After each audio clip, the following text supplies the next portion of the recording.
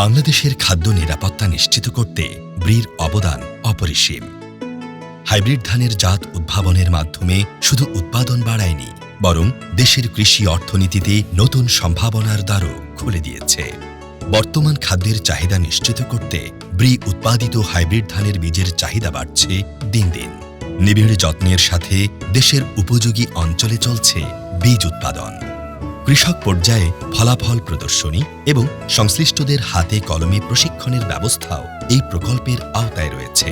আছে বীজ উৎপাদনকারীকে বিনামূল্যে প্যারেন্টাইল লাইন সরবরাহের পাশাপাশি প্রয়োজনীয় কারিগরি সহায়তা প্রদানের ব্যবস্থা।